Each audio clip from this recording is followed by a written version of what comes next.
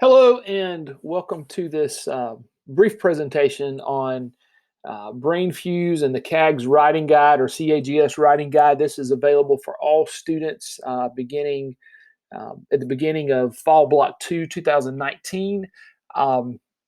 This is just a presentation to kind of highlight some areas that you may have already been made aware of by either an email from your enrollment counselor or conversations with previous instructors. So I just want to take a minute and kind of go through and show you these resources because this is a big focus at CCU, especially in the College of Adult and Graduate Studies, and wanting one of the goals is having students be successful in academic writing. And so here are some resources to help you do that. So just to talk about Brainfuse, this is not a resource that will cost you something directly. It's actually included. It's free for you to use, free in quotation marks. It's something that's provided. It's included in the resource fee that you have to pay when you pay for your courses at CCU. This is a resource that's available to you 24/7. You can submit a paper. So like your paper's due on Sunday, you can submit your paper Friday morning, and then hopefully by Saturday morning, you should have an email back with feedback in the paper that you can go and address, and then submit your paper in the course, your final version for grading to your instructor. There is a cap on the number of papers you can submit per month. You can only submit 2 papers per month as a student. And so, you want to think about, if I was a student, I would look at, hey, my final paper I have to submit for week 5, and then I may look at submitting a paper if there's one you have to write in week 2 or week 3, maybe submitting a paper during one of those sessions 2 or session 3, just so you can get some feedback and address any mistakes, and then submit it one more time. Or if the course falls between 2 months, you theoretically could submit 2 papers in November and 2 papers in December. It just depends on how the course flows during the month. So this is just something for you to have to plan and think through, but it's a resource that's available to you.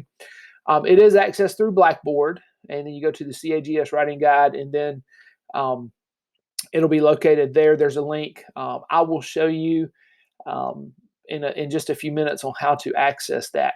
But please understand that this is not live tutoring. Okay, so this is not a tutoring resource. So here's some more guidelines. Of course, it is for Brainfuse. It is a resource for student writing. Basically, Brainfuse provides feedback on the writing, but it's limited to like sentence structure, mechanics, incorporating resources, all that good stuff. So Brainfuse provides feedback without taking into consideration the curriculum of the course, the assignment topic, or the assignment requirements, although you can submit the assignment directions, and we'll go over that in just a few minutes when I demonstrate how to use Brainfuse, or kind of walk you through how to find it and upload your paper. But here's one of the limitations. So let's say that you have a wonderfully written paper. You have done everything perfectly, and you get feedback from Brainfuse with some minor things you need to fix, but overall it's a great paper, and you turn it in, but the paper is off topic. That paper will still earn you a not the grade you hope it would if it's off topic. And so just keep in mind that the instructor of your course is the final authority on any writing assignment. So, and I say this just so if Brainfuse tells you, hey, this is a great paper, and then you turn it into your instructor, and your instructor says, hey, this paper was off topic, or it was missing the incorporation of these resources, that is, those are things that you have to incorporate before you submit it to Brainfuse. So the instructor is the final authority on whether or not your writing assignment meets the requirements of the assignment. Again, Brainfuse is not a live tutoring service. As of right now, and this may change a live tutoring button may appear when you use Brainfuse, but this is not a part of the contract agreement that CCU has with Brainfuse. So if you click on it, it's not going to work. But also be aware that Brainfuse is not a plagiarism checker. So they're not going to look at your paper and say, hey, this is plagiarized, you need to fix it. This, you can actually submit it through SafeAssign and see that within Blackboard as well. That's a resource that has been in place for several years. Let's see, the CAGS Writing Lab. I apologize about my text messages popping up on the screen. But anyways, the CAGS Writing Lab, what an awesome resource. Please use this. I'm going to show you how to find this in just a few minutes. I want you to be aware the APA has been updated from the 6th edition to the 7th edition. I think the last time APA changed, I think it was around 2012 when it transitioned from the 5th edition to the 6th edition. I was working on my doctorate during this time, and I had to go back and convert everything that I had written from the 5th edition to the 6th edition. So just be aware that right now we're in the transitional phase. The 7th edition has rolled out. So right now both are correct, but by summer courses in 2020, students will be required to use the 7th edition. One major change in the 7th edition is the Bible must now be listed on the reference page. Of course, this is something you could go ahead and practice now. You're not going to lose points for it if you do it now, just because it's we're transitioning from 6 to 7. I would go ahead and do it just to get in the habit. Just to be honest, if you decide to acquire, go ahead and purchase a copy of the APA 7th manual. The example of a reference listing for the Bible is on page 325 in the new APA manual. And so now just keep watching for a few minutes, and I'm going to show you how to locate these resources. So the first thing that you will want to do is you want to locate, let me start over. So we're going to student resources, okay? And so at the top of your Blackboard page, yours should look something very similar like this. Let me open this menu here. And so you have your dashboard, your courses, student resources. You won't have a faculty development because you're not a faculty member. But you go to student resources, and then we're going to go to the CAGS writing guide. Okay, and there's a ton of resources here that you'll find helpful. And so when you pull it up, okay, here's the Brainfuse writing lab. We'll come back to that in just a second. Here's some guides for writing for CAGS using Office, expectations for academic writing, expectations for discussions, the audience, the purpose, writing assignment tips and rubrics. And so if you click, it's going to open a folder with all of that information in it. Okay, so spend some time going through this information, as it is very helpful. Basic writing toolkit, fixable mistakes, punctuation, grammar, style, organization, proofreading, and revisions. That's in the basic writing toolkit. It's a great resource. APA and Turabian. Turabian is used for theology students. Everybody else uses APA. And so here is a brief explanation of what APA is, how to cite the Bible using a text without page numbers, APA sample paper and template, video tutorials. All of this is available to you here. Of course, if you're not in a theology class, you will not need to worry about Turabian. You'll just need to focus on APA. Here's some information on plagiarism, and then also English as a second language resources as well. Okay, so let's come back up to Brainfuse. Now, there are several guides here to help you get started. There's a user guide, and this is the Writing Lab user guide. They are one and the same. If you click on that link, it's going to pull up a step-by-step instruction.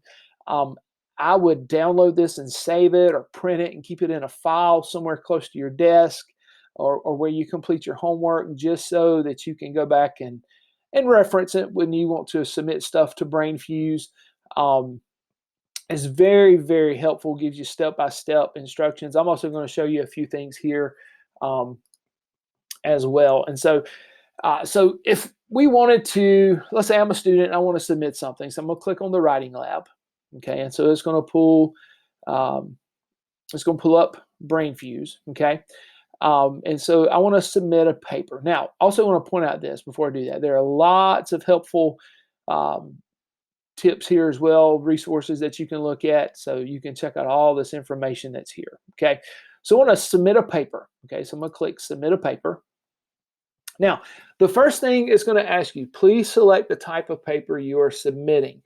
Um, I think for most of you, you could just pick academic paper. Um, because it is the focus is on you writing an academic paper, no matter how um, long or short. This is going to give the person giving you at Brainfuse the context in which to look at your paper.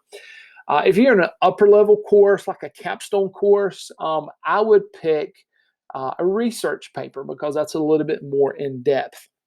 So I think you probably could still stick with academic paper, but with the amount of research that goes into a capstone course, I would select research paper. So I'm going to pick, let's just do, we'll say research paper. We'll do academic paper. Sorry.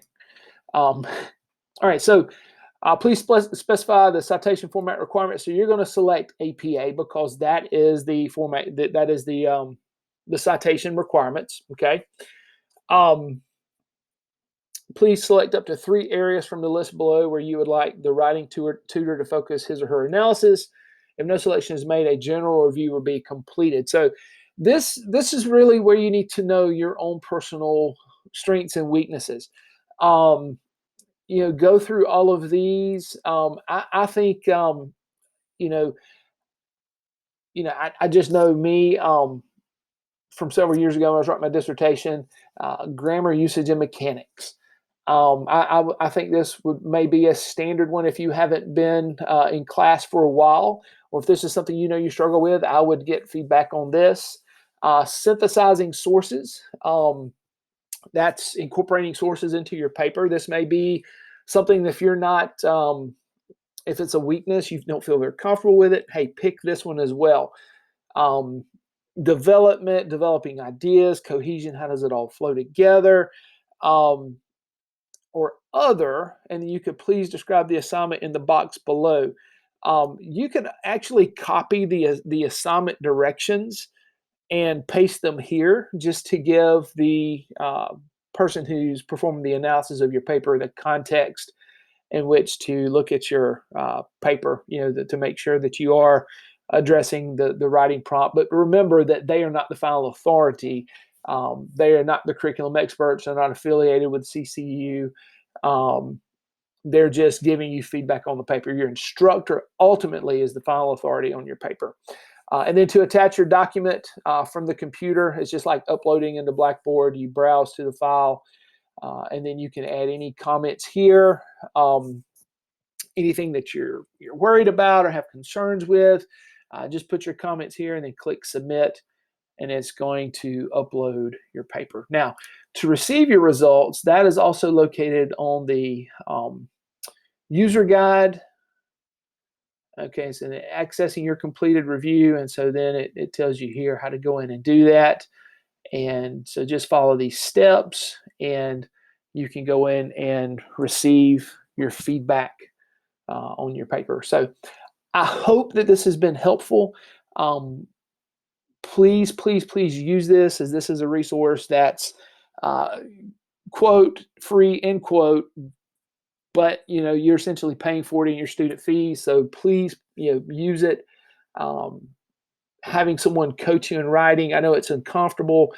I actually had someone that I hired to be an editor for me when I was writing my dissertation, and it was painful because I would turn in work, and she would she would basically just go through my paper, and it would look like a murder had taken place with all the red ink that was on it, but it made me a better writer. It was uncomfortable, but understand, it's just like I coached football for 10 or 11 years. And so it's just like coaching. If you've ever played a sport, if you've ever played an instrument, if you've ever been involved in any extracurricular activity where there was a sponsor and there was some sort of competition involved, it's just like that critical feedback, to be a better player in your sport, to be a better club member or play your instrument better. There had to be some kind of feedback, and it may not have always felt good, but in the end, it was all about growth. And so keep that in mind, that this is for your personal growth as a student. If you have any questions, please email me, jknox, jknox at ccu.edu. I hope that you find this presentation helpful, and I look forward to working with you in class. God bless. Bye-bye.